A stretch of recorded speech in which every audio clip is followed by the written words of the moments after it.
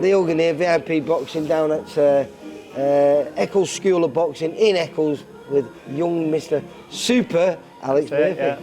Alex, how you doing, mate? Yeah, I'm really good, thank you. Looking forward to the next fight. It's a big one. Well, we're going to have to go back a little bit because I see you down here a lot. I've filmed you as an amateur, and I've seen about 5 or 6 of your fights because they've always been at Bolton, haven't they? Yeah. I think I did a little interview with you probably a couple of years ago where it was about your 6 or 7 fight down there. But you've come on leaps and bounds just recently. You've had 2 great tests where I think we expected you to win against Dan Booth, dangerous Dan Booth, we've got to say as well. Yeah. But that definitely wasn't a gimme. And it was how well you was going to win against him. I don't think anyone expected a total shutout, 80-72. Yeah, that's what it was, yeah. Good.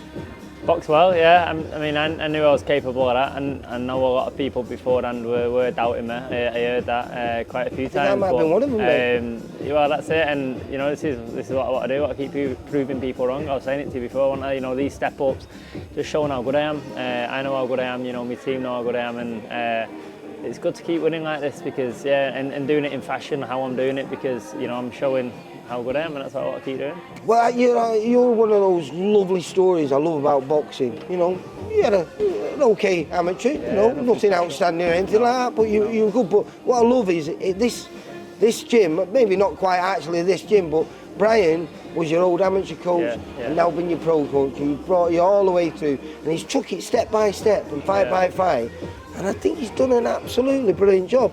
Well, obviously that's down to you, but I think it's down to you two as a team together. I love it because you had no real expectations, but this is what, 3rd year as a pro now, your 13th fight coming along. We spoke about the Dan Booth fight, but then you had an Indian fighter. I think he was 16-4-1, bit of a puncher, stocky. It was another real gamble, mate, a big step up for you. But no, it wasn't, because again, you didn't drop around. Yeah, no, that's it. The last fight was another step up, like you say, you know, a good winning record there, and you know, we had a good 6-8 weeks to prepare. Me and Brian did the tactics, got the tactics spot on, and we got the job done. And you know, I keep saying I knew I could do it. Brian knew I could do it, and I just went and improved it. You went out and did it. Yeah, went out and did it, and I think that's the thing that I've got to keep doing. Like I say, we know how good I am, but I just got to keep showing it. And you know, it's the same in this next fight, big step up. And you know, I keep saying to people, this is time to prove myself. Now I'm ready for it. So.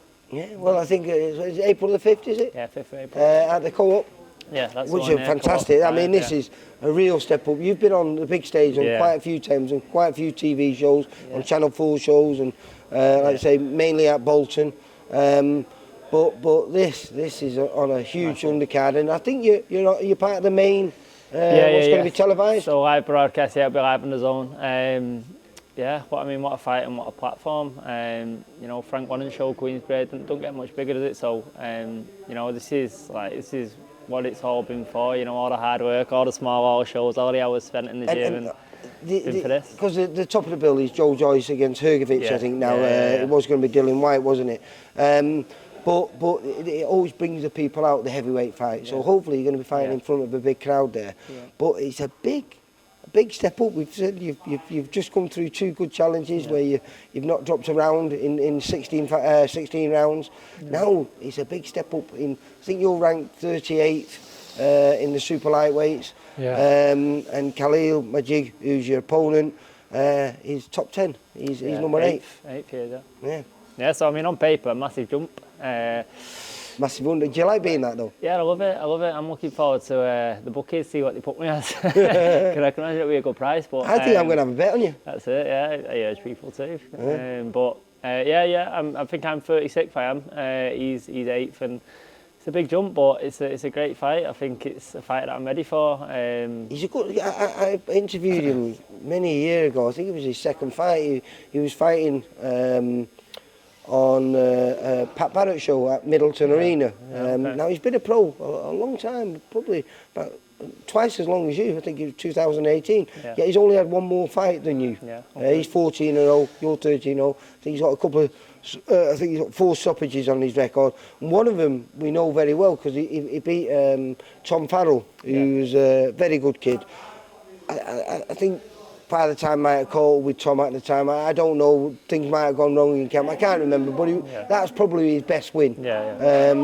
But since that win, which was back in, I think it was December 23, he's not been as active as perhaps he'd like, and certainly not been as active as you. No. Do you think that's where, you know, that's going to play in your favour? Yeah, definitely. Like, inactivity is a killer of boxers, really, it is. Isn't it?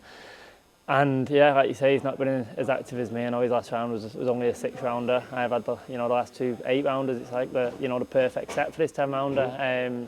Whereas his pathway hasn't been the same. I don't think it's set up for a good 10-round fight for him. So don't know. That's obviously his choice and his problem, and that's him to. And how does Brian feel about going up against an old hero of ours, Buddy McGirt? I interviewed Buddy a few years ago. I was down at the Rotunda, obviously with Callum Smith, and you know, I was surprised. I don't know how they got involved, but you know, if someone like Buddy McGirt believes in him, you know, it's saying something, isn't it? Does that get you even more juices going even more? No, to be honest, it's it's irrelevant to me, obviously. But you know, Buddy's a legend in the game, but. Don't matter who he has in the corner. I don't think it's going to make much of a difference. We keep saying this, you know. At the end of the day, he's the one in the ring. He's the one fighting. Obviously, you know, he's got a top coach there in Buddy, but I've got a great coach in Brian. You know what I mean? And the relationship with Brian, I think, holds a lot more value than him getting taught off Buddy McGirt. So, yeah, I don't think it plays a big part in it. And that fine tuning that you're doing with your American friend, because is that the gym that you went over to? Because you've been over there a couple of years ago, wasn't it? You went over there just before you turned pro, or was it in the? No, it was in the midst of things. Yeah, so it weren't last January. It was a January before that. Yeah, me and Brian went over there sparring. Obviously went to Gleason's gym, and then we went to Mustafa's gym as well, who's come over. He had a gym in Brooklyn, and you know, we went over sparring. Great experience. Courtney Pennington, yeah, that's who was there, who we were sparring with.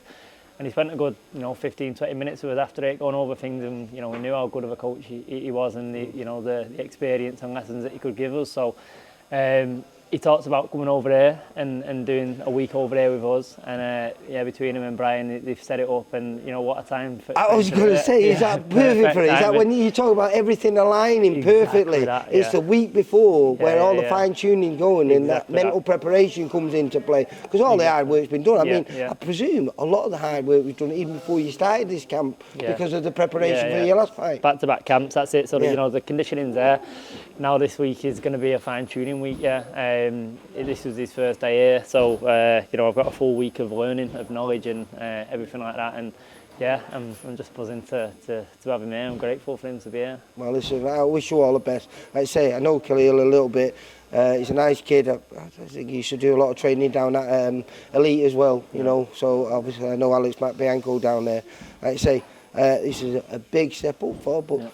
You keep proving everyone wrong, don't you, mate? I do, and I'll carry on proving people wrong as well. Well, I hope you do, mate. I hope you do, because I do like the story between you and your coach, Brian, and he's a top man. You're a top lad. So good luck for the 5th, and hopefully next time I see you, I might be saying 14-0. 14-0, you will, mate. Yeah. Cheers.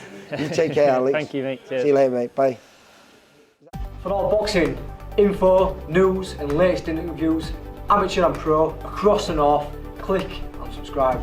VIP Boxing Promotions. Also, Twitter, Instagram and Facebook.